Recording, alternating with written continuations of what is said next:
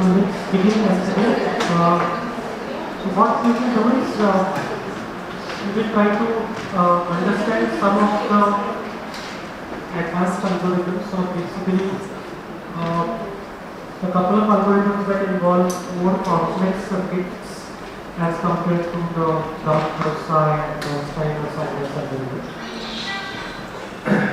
One of the pioneering algorithm in quantum computing is Shor's algorithm.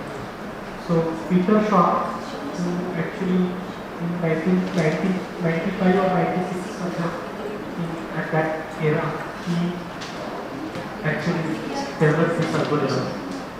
And Peter Shor just got a shared Nobel Prize in quantum algorithms for this particular thing.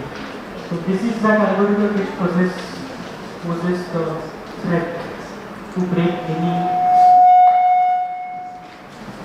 security encryptions. And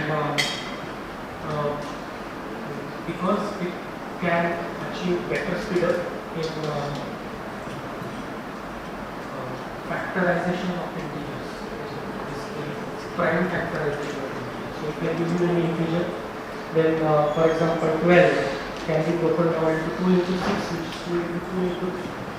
So I have prime factors of any large integer, and if I have a sufficiently large integer, it is a difficult problem to be solved. Okay, it has a lot of algorithmic software, but this is the algorithm which possesses a threat because Shor's algorithm is famous for factoring integers in polynomial type. So the sir was asking, right? So you were asking me that which mathematical problems can be solved. So this is the first known algorithm. To understand this algorithm, we will initially learn the quantum Fourier transform algorithm. Because Shor's algorithm takes quantum Fourier transform algorithm as a module. Okay, the quantum circuit for Shor's algorithm is pretty complex and it has a quantum Fourier transform algorithm as its module. So, to go to that level, let's first understand quantum Fourier transform algorithm.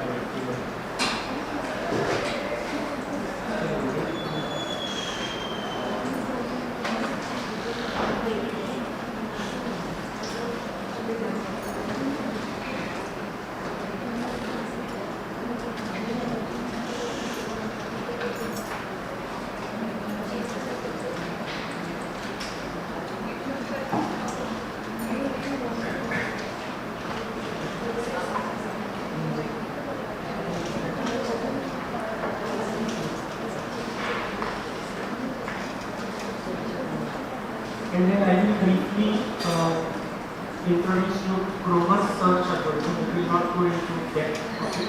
So Grover's algorithm is another famous algorithm for doing graph search. So you can search a node inside a graph, which is a discrete mathematical structure, and Grover's algorithm also gives us a better complexity, gives a quadratic speed up as compared to the known classical graph search methods. So quantum Fourier transform. This is an important concept. So in this tutorial, what I will have done is that it introduces us to quantum Fourier transform, derive the circuit, and then implement this circuit using QST. We will show how to run quantum Fourier transform on a simulator and 5 qubit device. Okay, so then we have introduction section where the Fourier transform occurs in many different versions throughout classical computing in areas ranging from signal processing to data compression to complexity theory. And I think this is one of the most widely known areas applied across all engineering disciplines, if I am not wrong, right? Fourier transforms are used in very number of engineering disciplines. They have great applications in digital signal processing, which is very crucial. All types of telescopes, astronomy, we do image processing itself, we do a lot of Fourier transform in some cases. We have in signal time series also we have advanced pattern pattern recognition or time series, we do Fourier transform there. So basically understanding the frequency domain in any data and then trying to find out patterns in there. So time domain versus frequency domain typically is important here. In classical Fourier transform, we have a famous algorithm called as FFT, which is fast Fourier transform. So which was developed and it has much better performance as compared to the traditional discrete Fourier transform. So we have even better algorithm here, the quantum Fourier. So this again I think the variation of FFT only. You will see that. So the Fourier transform occurs in very different versions. The quantum Fourier transform is the quantum implementation of the discrete Fourier transform over the amplitudes of a wave function. It is part of many quantum algorithms, most notably Shor's integer factoring algorithm and quantum phase estimation as well. Quantum phase estimation is again required for your Grover search algorithm. So likewise, when you are learning some of these practical algorithms, for example, if I want to use Shor's algorithm for something, I will have to learn Fourier transform, quantum Fourier transform. For quantum phase estimation, I will again have to learn quantum Fourier transform algorithm. Then graph search, I think using Grover search algorithm includes quantum phase estimation as a module. So likewise, you build on top of modules and modules that become applicable for respective algorithms. So this is a domain of pure quantum algorithms again, and after going through this, then we will jump onto quantum machine learning.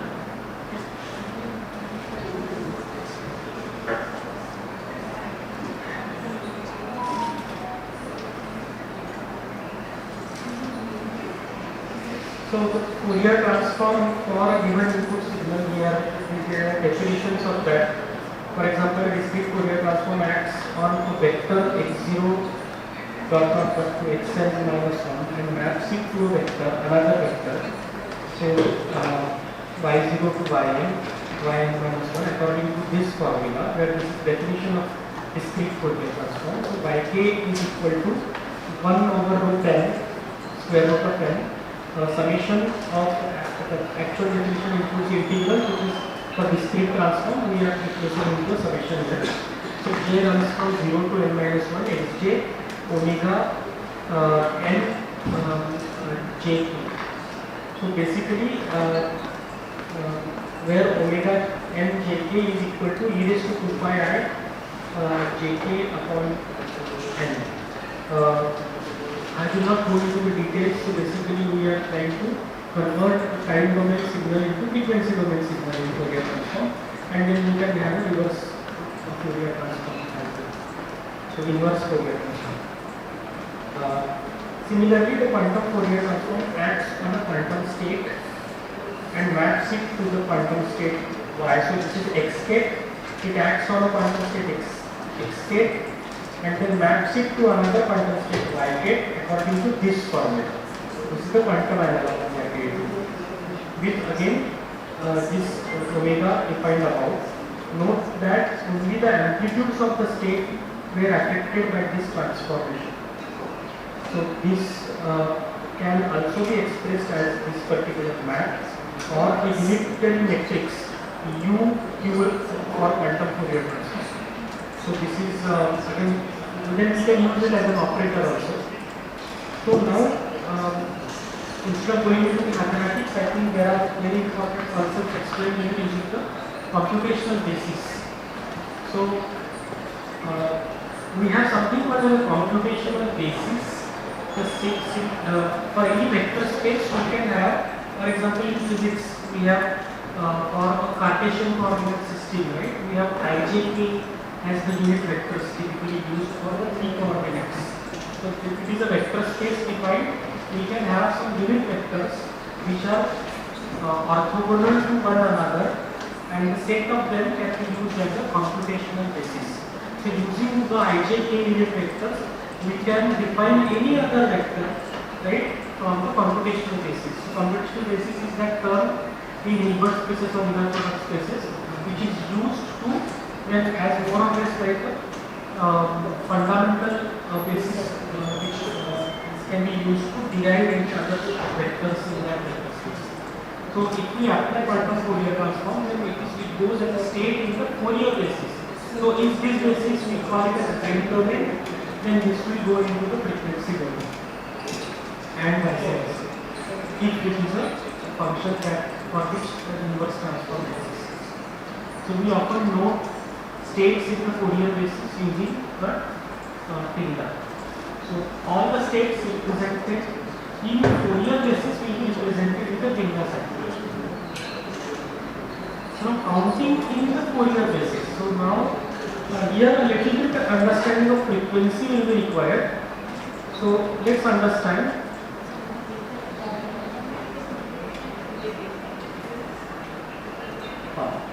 Let's see how this is happening. So there is a frequency, right, associated with a value that is changing. Let's see.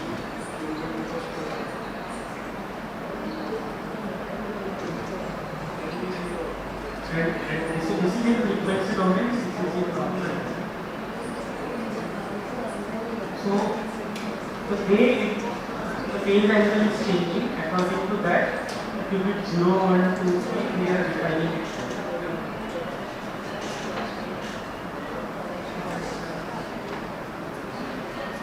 So please see the way the frequency at which the value of this qubit gets changed. Okay, and that can be represented in the Fourier domain with the phase angle. Okay, so that is the Bloch-Sphere notation to denote the states in the Fourier domain here, and here it will be in the normal computational basis. When this will go to 6, so accordingly, whatever you will see here, accordingly you can see. So here, for example, the change in time domain is very slow. So here you will find the frequency domain changing very fast, and vice versa. So here it is slowly rotating, and here it is very fast, and here it is fast, and this is very slowly changing like this.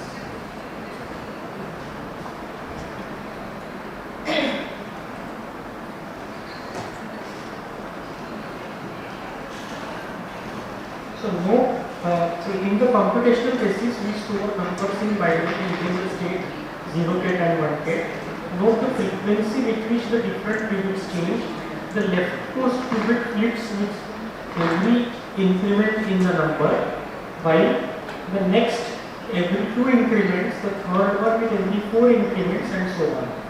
In the Fourier basis, we store numbers using different rotations around the z-axis. So that's what it is. And so here you will see that with every change in the number, okay, here it is flipping all the time. This is flipping after every 2 numbers getting changed. This is after every 4 times the number changes, and then this is after 8 times when the number changes. Then this will go to 9 and this will flip. Okay. Now again after 15 it will go back. This is in the computational basis, and now this is in the Fourier basis. So we have done Fourier transform of this, so accordingly you will see that this is represented as a phase angle in the z-axis.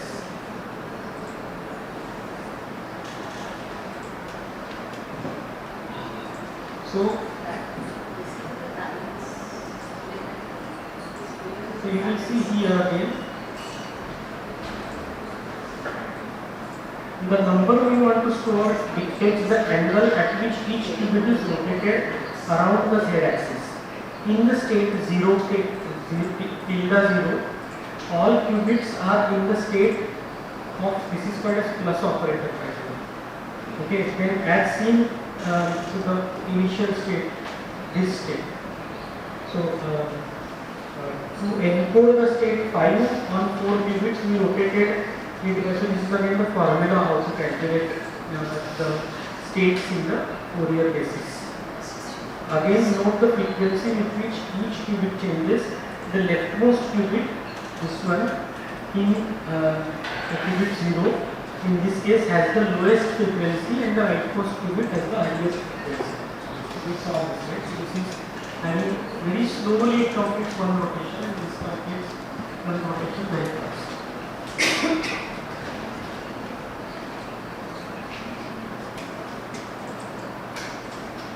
So example 1. So one qubit quantum Fourier transform. Consider how the quantum Fourier transform operator as defined above acts on a single qubit state. So this is a calculation for the same. So here using the above formula, this one, we are calculating where omega is e raised to 2 pi I j upon n. So that is what they are doing here. See, exponential e raised to 2 pi I into, and we are putting all these values in this formula to get the y0 and y1 states from the states in the computational basis. So now for a single qubit state, psi gate is equal to alpha 0 gate plus beta 1 gate. So for a particular state here, where alpha and beta are basically some values of x0, x1, and or n is equal to 2 here. So if we have two values in the state space, then how will we calculate for an arbitrary value the respective states in the Fourier basis after quantum Fourier transform? So we are applying that quantum Fourier transform using the formula, and such that the final result is like this one. So UQFT cyclate is equal to, then we are putting it as 1 over root 2 alpha plus beta 0 gate plus 1 over root 2 alpha minus beta 1 gate. So this operation is exactly the result of applying the Hadamard operator on the qubit. So that is what. So because of this, then we will represent it using Hadamard operator. So we will see it now here. So even after doing all this calculation, we are getting a Hadamard operator. Sir, So expression second of beta के साथ expression 1 into 1 life is 1 into 1. So I think we are passing on these values. यहाँ पे ऊपर है. Actually, we are taking psi equal to alpha 0 plus beta 1, right? हाँ. These are the two components and values 0 and 1. So in case of y0 तो समझ में आया sir 0 into 0 and 1 is लेगा 1 कैसे आया? Exponential 0. I and 0. E raised to 0 1. 0 1 in first case, right?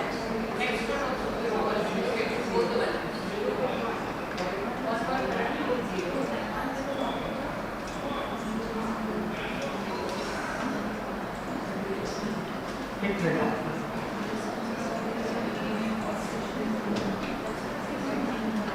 So this is the formula, right? Yk is equal to 1 over square root of n J is 0 to n minus 1. omega jkn, and omega jkn is like this e raised to 2 pi I jkn. So now we have to put the values in this e raised to 2 pi I. Imaginary part is not considered. We are calculating the Fourier In the original jk Fourier. divided by n.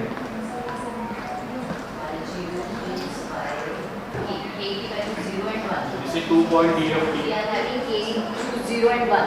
This example is equivalent to 2 point d of t. 2.1 DFT. But sir, what about that imaginary part in original d of t?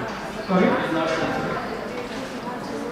Second part, sir, you are Imaginary part, G e raised to j, that is not considered.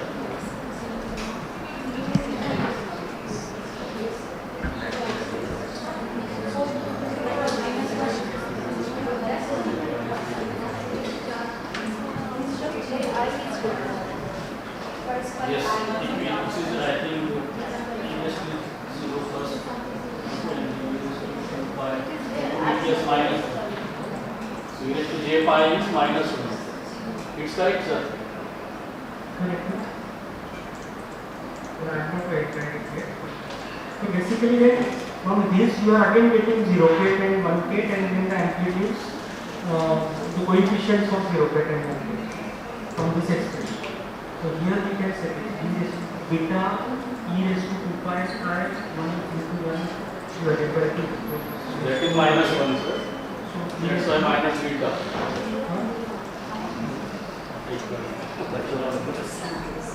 and this is e raised to 0. Actually this is e raised to 0. This is e raised to 0, 1, and that is e raised to minus j pi. E raised to j pi is minus 1. Right. Or here it is I pi. So from the value of j, this negative sign is coming here. J means 0 and 1. This is minus beta. So 1 over root 2 alpha minus beta and 1 over root 2 alpha plus beta. So basically this sign will come as a minus 1. This is e raised to something will come as minus 1 into 1.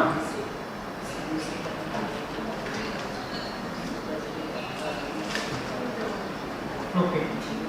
So essentially what is the purpose of this is basically this unitary operator for the quantum Fourier transform. We are defining it as 1 over root 2 into alpha plus beta 0 ket plus 1 over root 2 alpha minus beta 1 ket. So which is similar to application of Hadamard operator. So then they are writing it in this terminology. If we apply the H operator to the state vector psi, which is alpha 0 ket plus beta 1 ket, we obtain the new state which is 1 over root 2 alpha plus beta 0 ket plus 1 over root 2 alpha minus beta 1 ket, which is similar to tilde alpha 0 ket plus tilde beta 1 ket. So this is how we are defining it in the Fourier. Notice how the Hadamard gate performs the discrete Fourier transform for n is equal to 2 on the amplitudes of the states of the input. Okay. So this is something inherently we have got. If we get the Hadamard operator, it is acting like a discrete Fourier transform.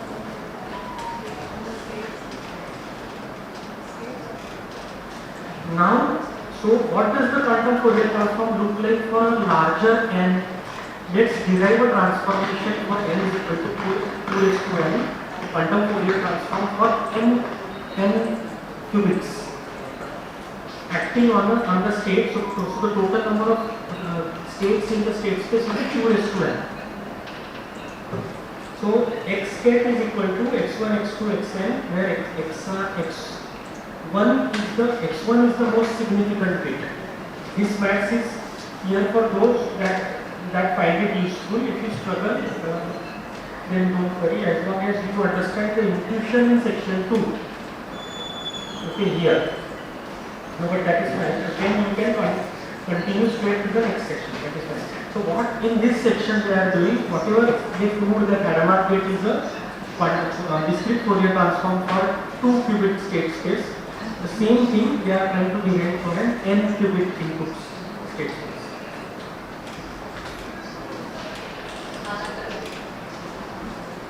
So again this is a derivation. So for n minus that n qubits for capital N, and then the capital N is equal to 2 raised to n. So this is what they have derived here. So after rewriting this in fractional binary notation, after expanding the exponential of a sum to a product of exponentials, and then so this is a derivation diagram. After rearranging the sums and products and expanding the summation like this, they get eventually it as a tensor product of some terms.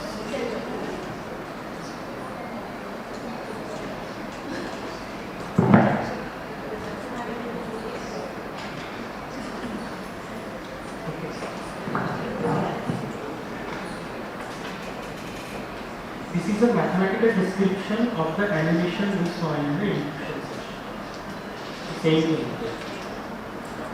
So now, based on this analogy, we will be implementing a quantum Fourier transform for an n qubit system. So the circuit that implements the quantum Fourier transform, the circuit that implements QFT makes use of 2 gates. The first one is the single qubit Hadamard gate H that you already know from the discussion in example 1 above. Here this one. And you have already seen that the action of Hadamard gate on a single qubit state is this one. The second is a 2 qubit controlled rotation gate. Okay. So given in the block diagonal form like this. So C rotation gate K is equal to, here it is an identity, and then U rotation K. So we will be seeing what it is. 1 0 0 and e raised to 2 pi I divided by 2 raised to k. So this is a rotation gate which actually rotates the value of the qubit in the complex domain. So basically in the computational basis domain. The action of C rod on a 2 qubit state where the first qubit is the control bit and the second is the target is given by this one, and it is shown here with this expression. So for 0xj it is the same, and if the j is changing then you apply a Fourier transform control rotation. So given these two gates, a circuit that implements an n qubit quantum Fourier transform is shown below. So this is a little bit complicated circuit. If you have a Hadamard gate, then you have a U-rod gate on the. So this is a 2 qubit gate. So on these 2 qubits it is applied. That this is the control bit and this is the parity of this is the value related to it. And then you have again the here it will 1 to 3, then 1 to 4, 1 to xn minus 1 qubit and nth qubit. We have actually plot this.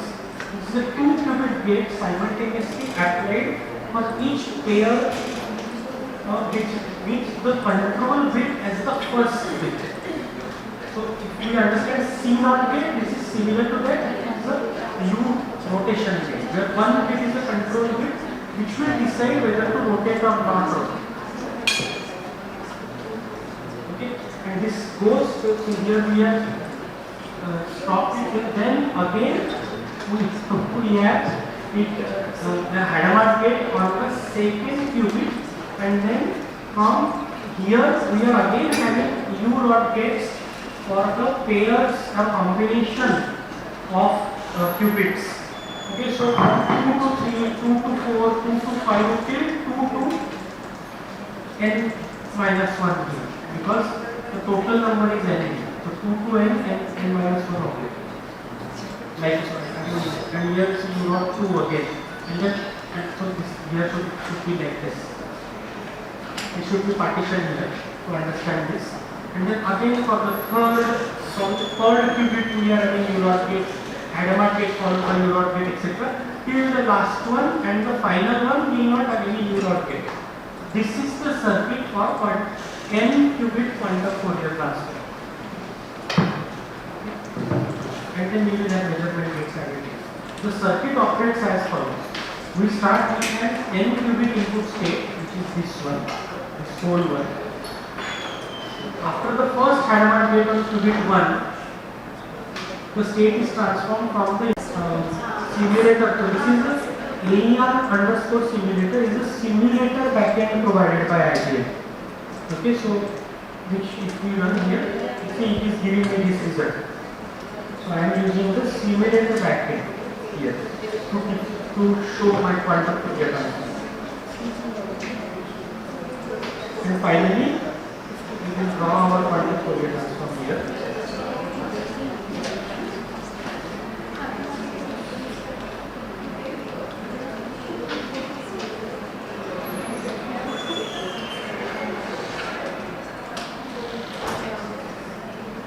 And then we save this as a state vector.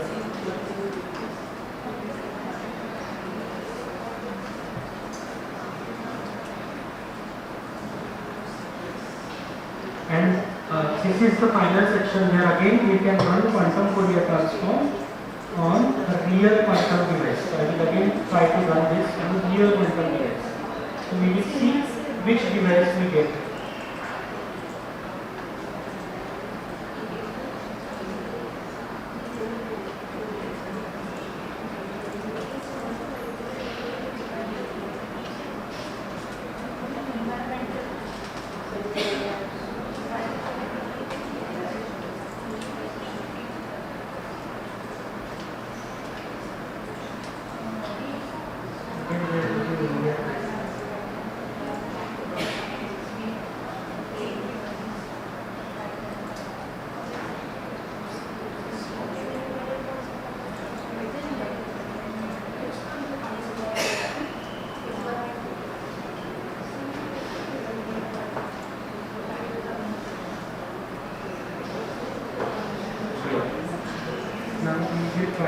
execute the quantum Fourier transform program on the real quantum computer.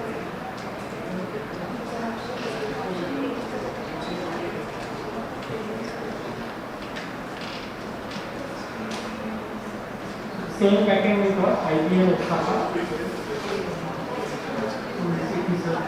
It is still looking for the real quantum device.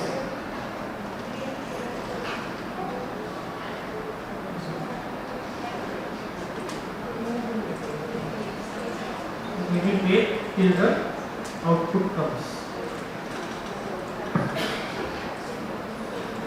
So we are implementing quantum Fourier transform algorithm on a real quantum computing hardware.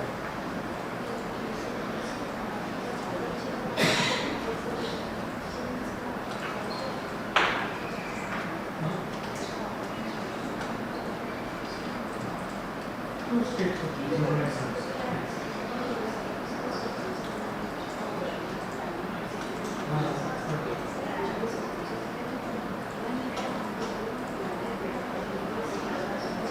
So it will be in the Fourier rotation.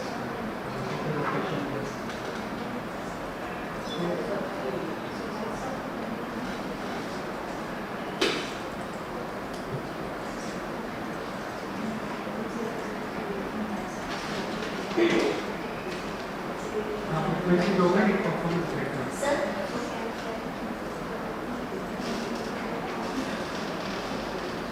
No, this is more on the application of quantum Fourier transform to solve the problem.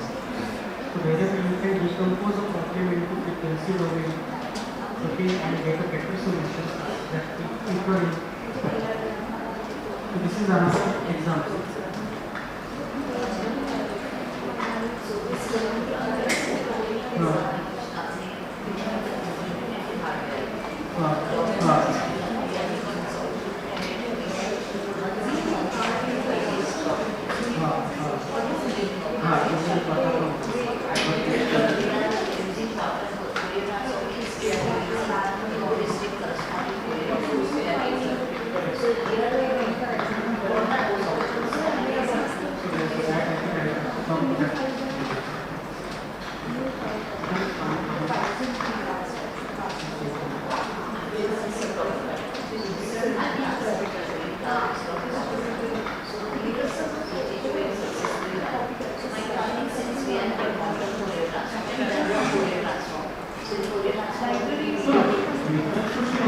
General Fourier transform का output है नहीं होता है.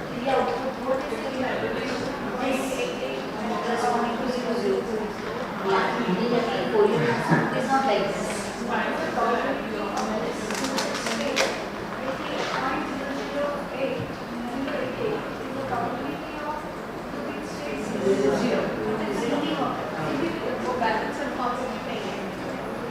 Because in Fourier transform,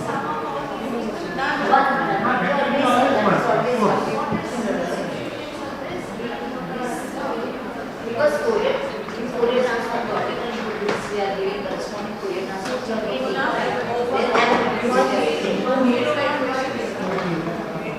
यहाँ पे ऊपर से एक कंज्यूमर इनपुट किया है.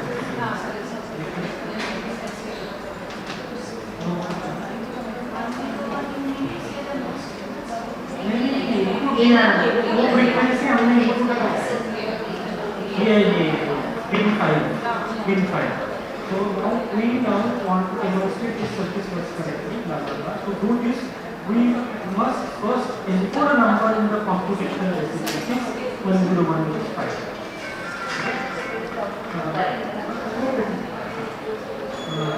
We can see the number 5 to binary as this. Okay. Now it has been encoded in your computational basis. Okay. This reminds us is a binary number. Let's encode this into our qubits. We have encoded it. Okay. Go down.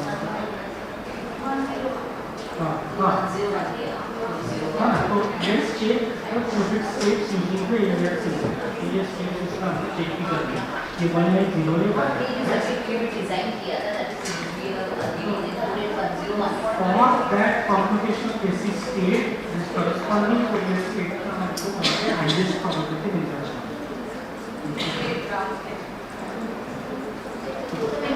हाँ तो वही है interpretation. 101 का highest probability हाँ जो आपने यहाँ से इंटरप्रिट किया क्लियर है। फोरियर ट्रांसफॉर्म को क्या टेबल पे कैलकुलेट राइट। हाँ यानी वो वैल्यू का जो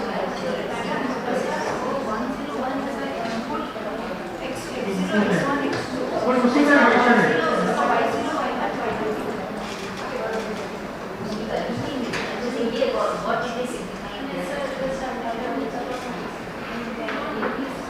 हाँ तो इसका आपको पैरेलल नहीं करते हैं।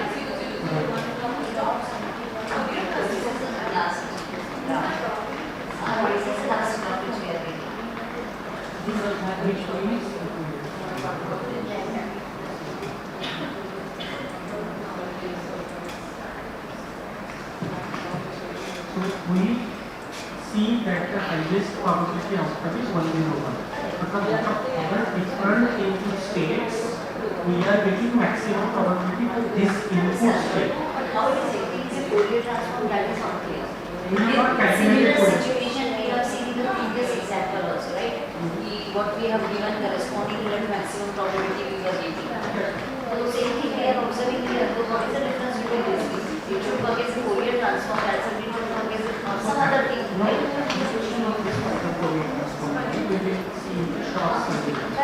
वहाँ पे आपको फिर टाइम डोमेन के inputs versus corresponding frequency domain का calculation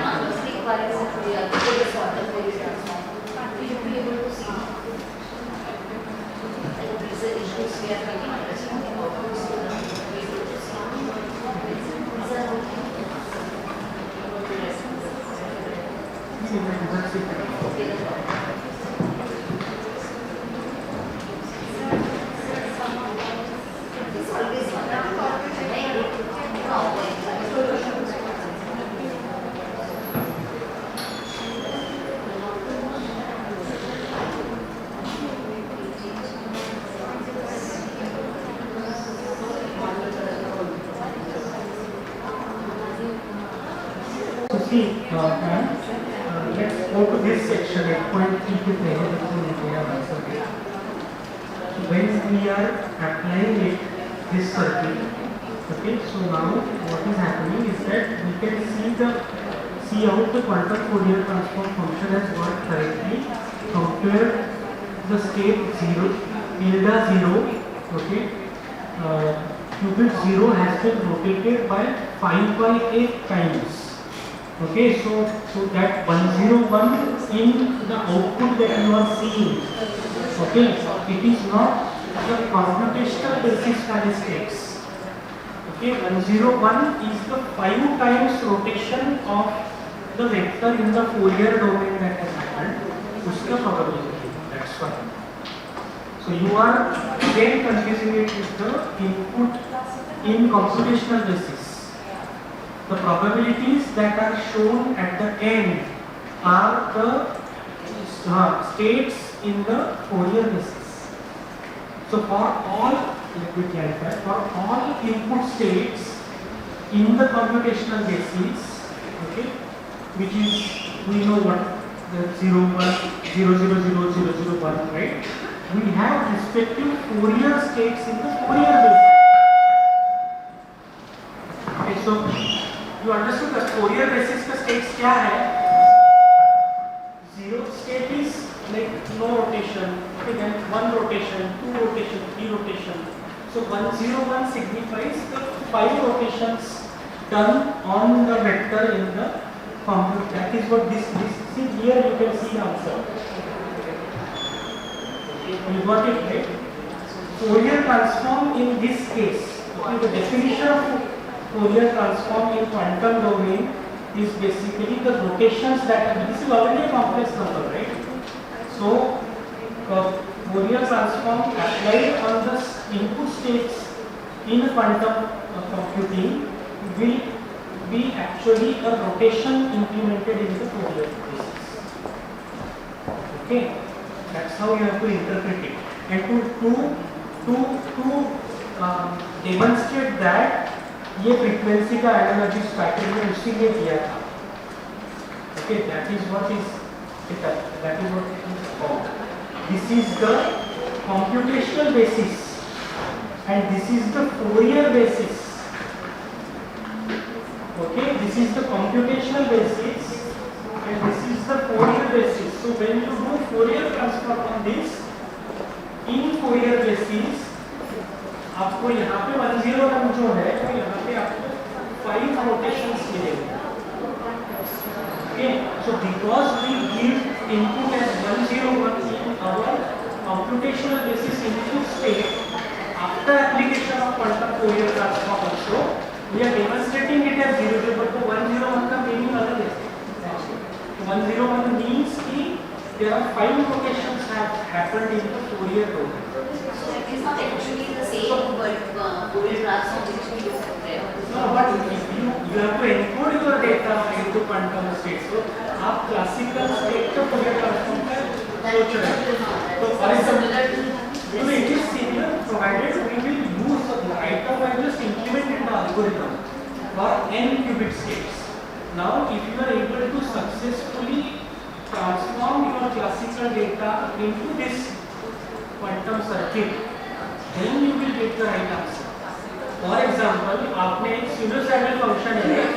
Let's consider it this way. You have a sine wave, right? Sine का Fourier transform क्या है? Perfect function लेते हैं. Sine का two impulses function है. ये हाँ तो perfect function लेते हैं. Perfect function का उसको sin पे, right? Sin का perfect function, right? या फिर direct डेल्टा आप input कीजिए, आपको ये मिलना चाहिए. Constant function मिलना चाहिए. Constant function दिया तो direct डेल्टा मिलना चाहिए. Okay, approximately, right? So that is how you have to. तो वो कैसे करेंगे आप? अपने input देते हो, आपको वो function को discretize करके उसको input देना पड़ेगा. That is the next level. That is the application of these algorithms for solving real-life problems. So now, if I want to solve, apply quantum Fourier transform or doing Fourier transform for my input data, I will have to discretize it. I will have to convert it into an encoding where I can pass it on to n qubits, and then Fourier transform apply होने के बाद फिर उसको वापस लेके. That is how we have to do it. So meaning is that 101 is having certain probability, these 5 rotations are having this much probability. हाँ मतलब वो हमने वही इनपुट दिया था कंप्यूटेशनल बेसिस नहीं, पे. वो input दिया, meaning is that कि वो input हमने दिया था, that means we want to have 5 rotations. हाँ we want to have So 5 frequency rotations domain. corresponding to 5 rotations we are having only 32% probability. अब वो बाकी फ्रीक्वेंसी डोमेन में बाकी भी रोटेशंस हो रहे हैं ना, वो टाइम डोमेन का जैसा नहीं है. आप फ्रीक्वेंसी इज डिफरेंट फिनोमेना. ना फ्रीक्वेंसी डोमेन में थिंक करके देखिए आप, जब वन रोटेशन हो रहा है तो और 5 रोटेशंस हो रहे हैं, उसमें इन सब frequencies that intensity component is added, इसलिए वो इक्वल है. नहीं समझा आपको? फॉर एग्जांपल एक सपोज पीरियोडिसिटी है. लेट्स सी हियर, यहाँ पे ये स्लोली रोटेट हो रहा है. ओके, बट इसका एक रोटेशन हो रहा है तब तक इसका 2 रोटेशंस हो रहे हैं. Right? So in frequency domain certain frequencies का एडिटिंग वैल्यू आ रहा है. मतलब यहाँ पे it is rotating very fast, so this frequency is occurring, it is adding to so this frequency is occurring, it is also having some additive effects to other frequencies. तो वो spread out हो रहा है, ऐसा मुझे in frequency domain.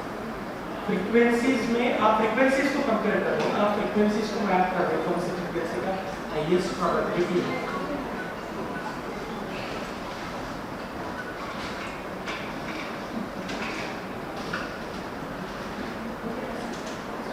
So let's just check if this has run.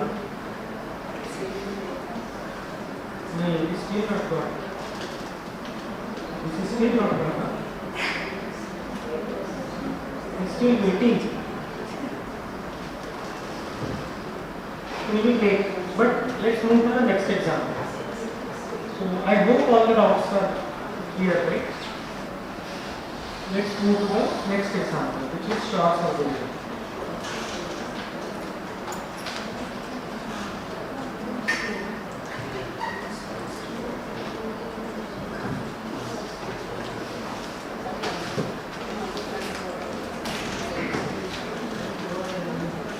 So Shor's algorithm talks about the problem of period finding, okay, which is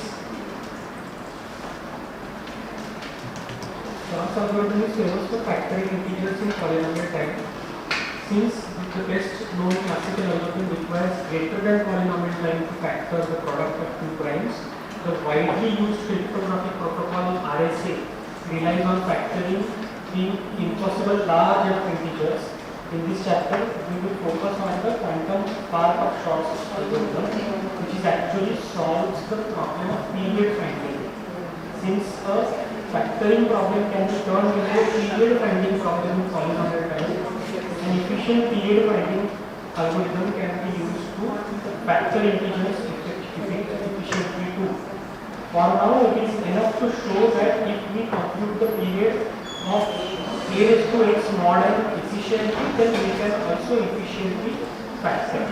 Since the period finding is a worthy problem in its own right, we will first solve this and then discuss how it can be used to factor in the section 5. So, because period finding has significance in the frequency domain, that's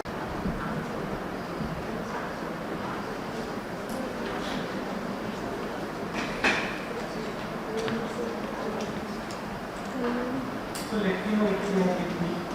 Basically, Shor's algorithm internally is doing period finding. Okay, so based on which it is able to implement integer factorization problem. In this section 5, we have demonstrated how factoring 15 integer 15, how we can do it using Shor's algorithm. But to reach to this level, we will have to implement earlier steps, understand them one by one. Okay, this is the circuit quantum so for Shor's algorithm. Okay, which uses quantum Fourier transform, and again E is in your numbers, and then you get this result. For the then this is for period finding again. Then we will use it here for factoring 15.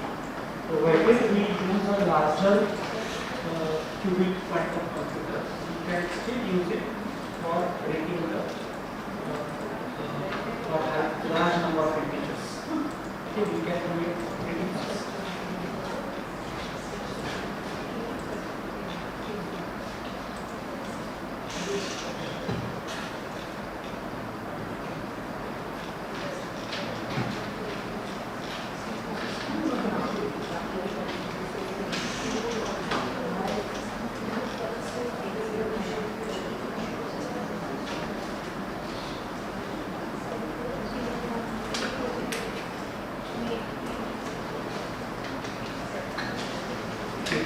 Very different. Actually, all of us are trying to execute on the quantum computer. Most probably, this you. This time I did not get it. You saw it, right? I am not getting this answer.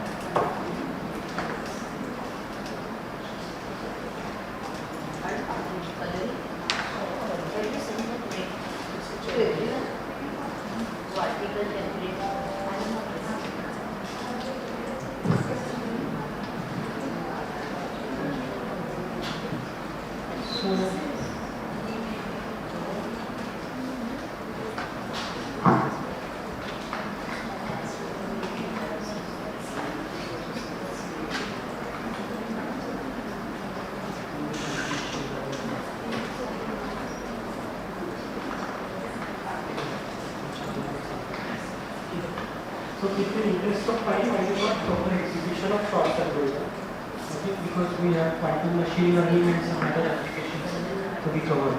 But the whole analogy here is that to implement these things, there is no shortcut. You will have to go to the entire module, understand in depth. For example, for Shor's algorithm, you will have to use quantum error estimation, for which you will have to use quantum Fourier transform. To understand quantum Fourier transform itself, we took so much time.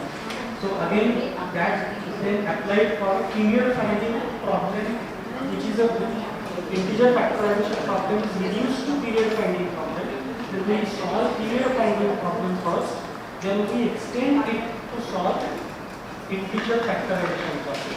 That is how Shor's algorithm is solving the factorization of large integers, and it is doing it very fast. It is doing it in polynomial time.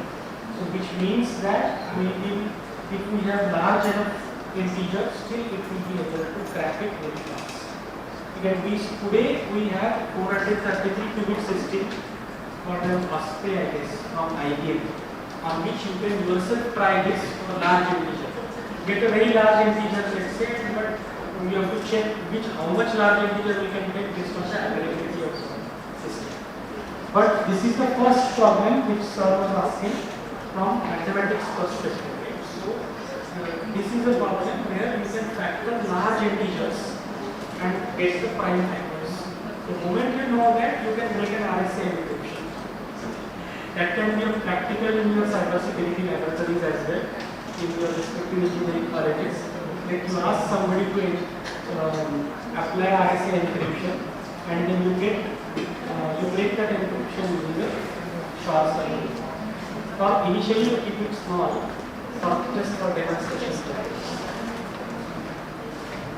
Now quickly I will go to Grover's algorithm. Okay, Grover's algorithm is giving us quadratic speedup. It is not an exponential speedup, but Grover's algorithm gives us searching into a database. So I will just give you some information on these algorithms and I will not execute it. So you have likely heard that one of the many advantages of quantum computer over classical computer is its superior speed searching the databases. So database can be represented mathematically as a graph. So sir, you asked me this question earlier. So for searching a graph, Grover's search algorithm gives us a quadratic speedup for searching something in the graph, row in the graph. So again, the applicability is for searching something in a database. So if we are able to represent database as a graph, we can quickly do search on a graph using Grover's search algorithm.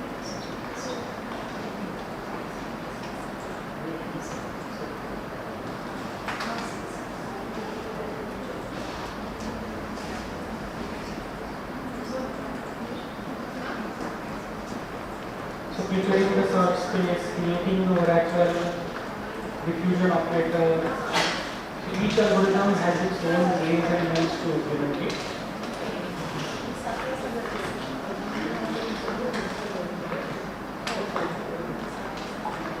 Like this. Again, Grover's search algorithm has an advantage that can be demonstrated. Shor's algorithm is having an advantage over the known classical methods. Now we are moving to quantum machine learning, where we will be demonstrating some things, but that does not imply that quantum machine learning methods are having a better edge on classical machine learning. Okay. The examples we will run today here are not proving quantum advantage. As opposed to that, Shor's algorithm, Grover's algorithm have a definite advantage over the respective classical algorithms. This is the difference.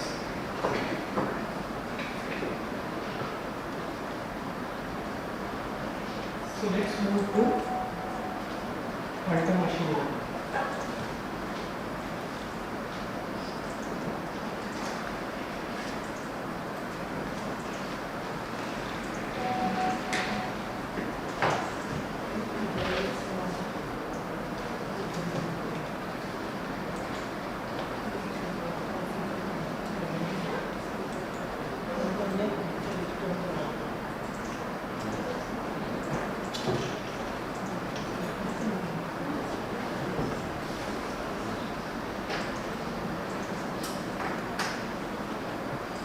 This was a famous paper in 2021 which talks about implementing quantum kernel methods, supervised learning with quantum enhanced feature spaces. So So those who have asked me about machine learning and quantum machine learning, so this is something which is of significant importance, and I will not go into the details. So basically, if this is a classification problem, then you have some units lying or some. So in two dimensions, it's not a simple problem to solve. But if you convert this into higher dimension space, then in that feature space, you can simply have a plane which will just segregate between the points falling in red regions versus the blue regions. So you have to classify between two types of data points. This is a binary classification problem, and this IBM has demonstrated it is having a better edge over known classical methods. Okay, so this is the only quantum machine learning problem that claims that it is better than classical methods. For other problems like quantum neural networks and other things, we will see that there are multiple things the community went through in past 10 years, and then we discovered new problems, and then we overcome them, and we rediscovered some problems, and again we overcome them, and today we know certain things about the nature of problems that we can choose for quantum machine learning or quantum deep learning for that. So just giving this as a reference, that quantum support vector machine is definitely a better method that has been proven. Again, they have given their algorithms here. This is the research paper.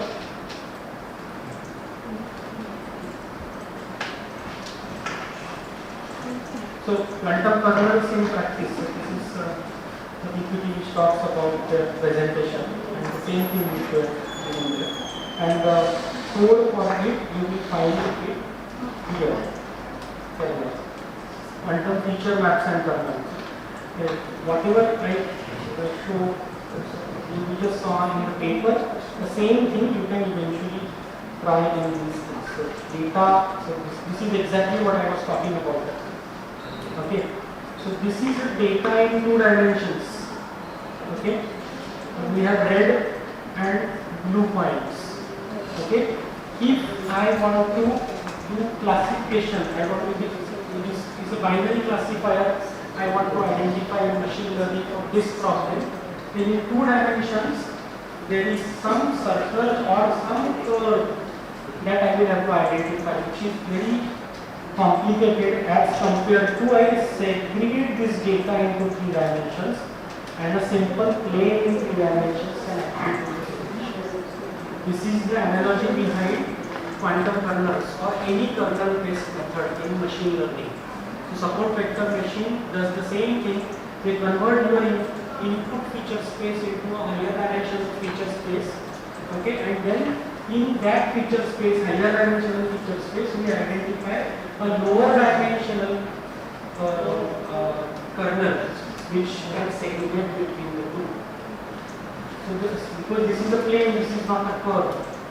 It is not a curve specific. Simple planes, or in higher dimensions we call them as hyperplanes in support vector machine.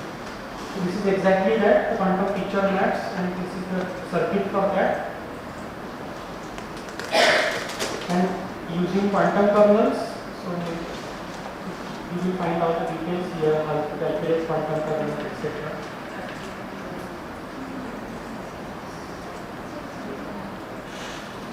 And if you run this, you will get things similar to that research paper which I showed you.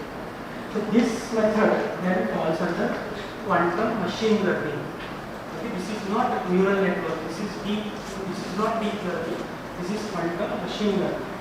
Okay, in a normal classical support vector machine, we are using quantum support vector machine or quantum kernel. So this is that particular example.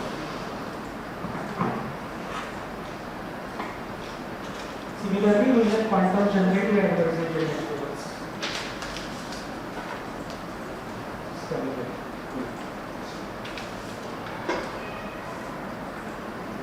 So you name a method in machine learning, you will find a quantum related quantum analog in quantum machine learning.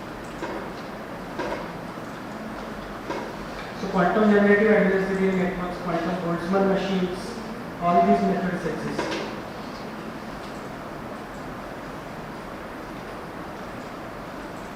In supervised learning, we will see. Supervised learning, where you have labeled data set in machine learning, okay, you can do your classification, manipulation problems, classification problems, we solve using supervised learning. It is used for classification and regression. Again, variational quantum circuits is the next thing where you can have parameters as an input to a quantum circuit and it will behave differently. So it is similar to a parameterized method. Okay, the way we have parameterized methods in C, C++, Java, every language, right? You can have a method or a function which can take input parameters and based on the value of the parameter, the method will behave differently. In a similar fashion, we have something called as parameterized quantum circuits. Okay, or variational quantum circuit because they behave differently based on the input parameter, and variational quantum circuits also have some potential advantage. They act like naturally as kernels in a feature space. So these analogies people are using to get a better edge in quantum machine learning.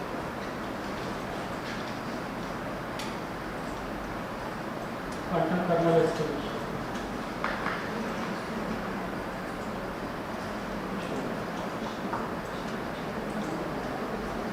Let's go to unsupervised learning.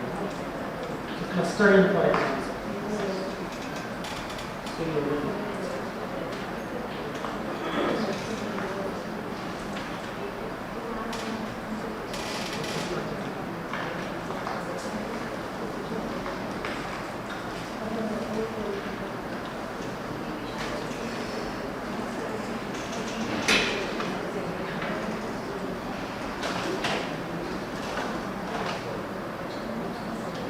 Okay. So before actually using machine learning methods, we also have to understand how we convert our classical data into quantum data. So there are some of the methods that are given here, okay, which is called as data encoding. So these are some of the methods in which we do encoding of our classical data sets into quantum domain as the qubit states. So there is something called basis encoding, then we have something called as amplitude encoding, then we also have something called as angle encoding or phase-based encoding. Okay? So here your question, answer to your quantum Fourier transform based on that. If you encode your data after DDA, then you will get that output for that frequency. Okay? Then some other arbitrary encodings. So basically, any quantum machine learning problem, there are like multiple steps you have to get the classical data. So we are working in the CQ area, classical data, quantum methods, okay, quantum algorithms. So we take the classical data, we encode it. So how many methods are there? At least 4 or 5 different ways in which we can encode our data. Most of the time in quantum machine learning algorithms or methods, we have a lot depends on how we encode the data. There itself we get some advantage. So if we are smart enough to use the right encoding, then only we will get an advantage. So this is one factor, how we are encoding the data. After encoding, then your actual algorithm. So for example, in quantum support vector machine or quantum kernel methods, we inherently get variational quantum circuits as a natural kernels in higher dimensional feature spaces. So then they give us a bigger advantage as compared to other classical SVM methods. Again, the advantage is not exponential here. We get some quadratic advantage or something. So we are still not in a quantum supremacy state. We still have a limited quantum speed of etc. Right. Now, once we know this, we will go to some basic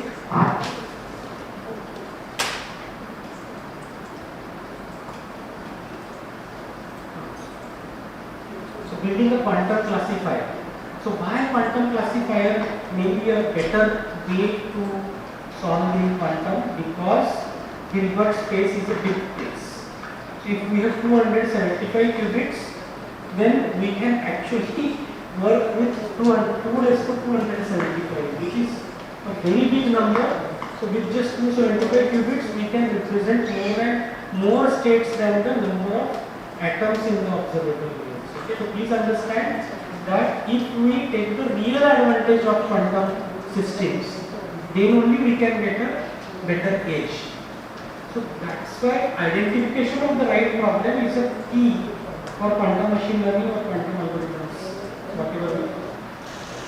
And again the same thing. So data generating system, data processing device, etc. People have come up with various variants on the same thing.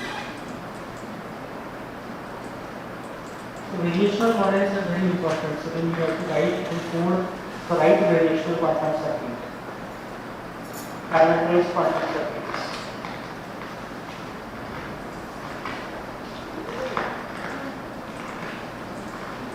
So variational quantum circuits are natural classifiers. This is what it talks about.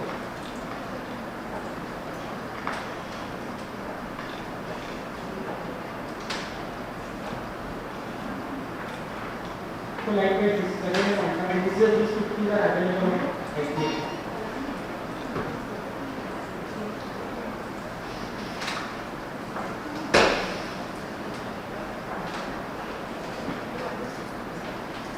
Again, is this advantageous? Always you will not get an advantage in quantum machine. They are linear classifiers in research space. Reply factor is another thing. So again, this attempt does not provide any known quantum advantage again, but this is the first step for quantum machine learning. Okay, and then just as show the paper of this support vector machine of kernel-based this paper, where IBM has claimed quantum advantage. Here, if you watch this paper, what it is saying. Here we propose and experimentally implement two novel methods on a superconducting processor. Both methods represent the feature space of the classification problem by a quantum state, taking advantage of the large high dimensionality of quantum Hilbert space to obtain an enhanced solution. One method, the quantum variational classifier, builds on and operates through using a variational quantum circuit to classify a training set in direct analogy to conventional support vector machines. In the second method, a quantum kernel estimator, we estimate the kernel function and optimize the classifier directly.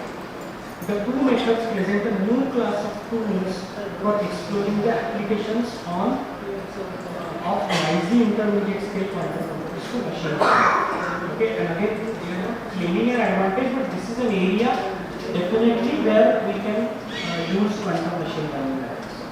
And this is the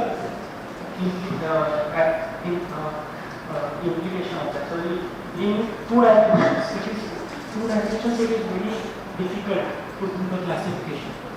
But in higher, if you convert it into higher dimensional unit space, just using the hyperplane, we can do that. Another one is method is also given here.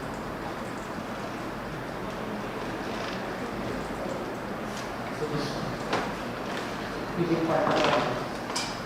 See, this is again, this is your kernel function.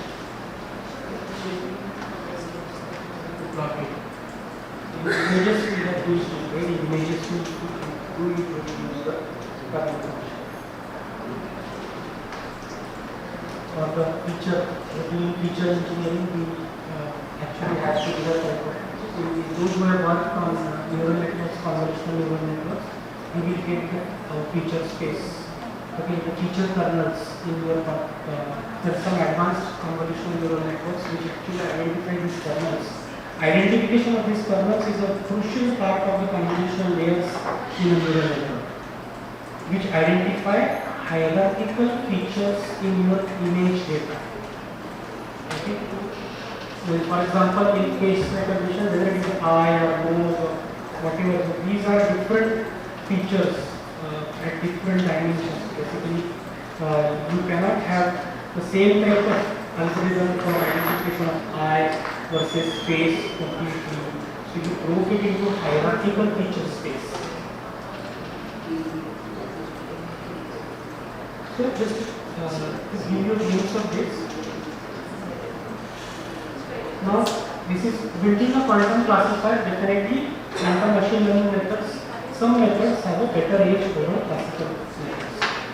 So now if we move to neural networks, this is again the same thing, quantum cognition practice.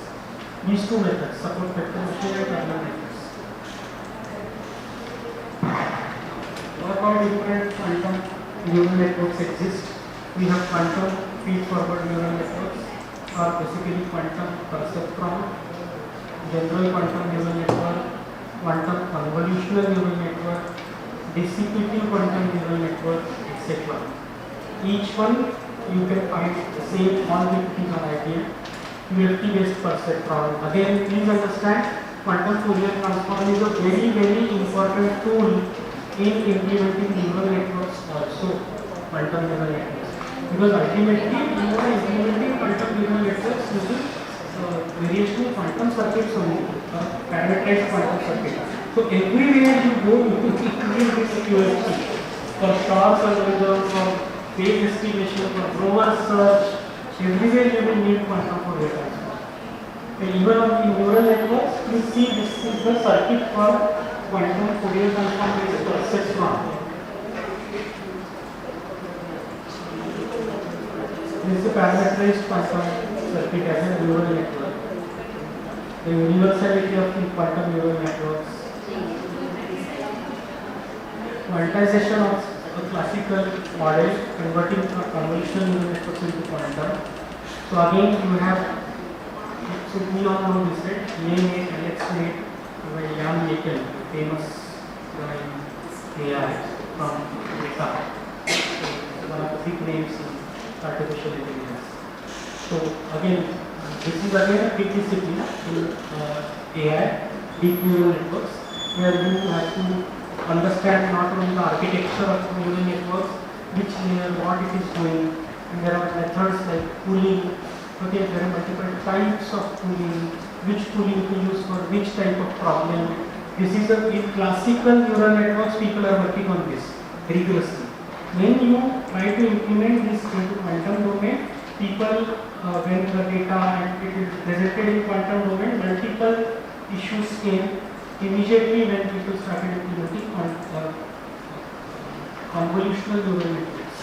And those issues were, so this is the basis of it, how will you do pooling and all, quantum approaches to convolutional, CNN inspired quantum neural networks, okay, then direct quantum implementations of convolutional neural networks, okay, design and implement a quantum circuit model performing all CNN operations. So whatever we do in convolutional neural network, we have to convert those operations into quantum domain. Now, key features. With some assumptions, we get provable speedups that we principally achieved in quantum machine. Again, this is the potential area of research. Leverage quantum superposition effect for quantitative advantage. Classical data encoding bottleneck and QRAM is needed. So unless and until we get a large quantum random access memory, it is not that easy. We are not there yet in the architecture for quantum hardware is evolved. The overall algorithm can require non-trivial subroutines like quantum Fourier transform, quantum phase estimation. Okay, so these are not trivial. This is the basis of your quantum algorithms. This is for direct quantum implementation of CNNs. Then if we implement in this fashion, there are various ways in which you can implement CNNs in quantum. This is the second method, where we do extend the capabilities of classical convolutional neural networks by introducing quantum kernels as a new kind of transformation filter to be employed in convolutional neural. This is a hybrid quantum classical neural network method used for hybrid CNNs, or hybrid quantum convolutional neural network. And in my opinion, this is one of the most effective methods. Instead of implementing everything in quantum domain, which I do not agree to, quantum Fourier transform, quantum field estimation, that is not the correct way. Okay. So instead of that, using this approach is definitely compatible and directly integrable with existing classical architecture. So you get an advantage of deep neural network architectures implemented on GPU infrastructure. So you get the advantage of GPU enabled infrastructure for deep learning, using deep neural network, and then wherever deep neural networks struggle, there we have to identify how can I introduce my quantum layer in between. Again, practically it is still not feasible. Deep neural network you feed terabytes, petabytes of data. So theoretically you can still have the architecture, but practically we don't have that quantum computer. But if you use the features Hilbert space correctly, then we will get the advantage. Suitable for near-term implementations, shallow and noise-resilient circuits can be used. No quantum RAM is required for this. This is the advantage. Targets qualitative advantage only conjectured so far, assuming hard to simulate kernel. So again, if you are able to simulate the right kernel, this is the great method as per my experience. And again, this is 3 years activity. So, and then the third one is dissipative quantum neural networks. Okay, so again, by this, because in implementing everything in the quantum domain, people found out some problems called as Baron-Plateau problem. Okay, we will come to that. And again, quantum hypergraph states, etc., you will find it here. So I will show you something. So Baron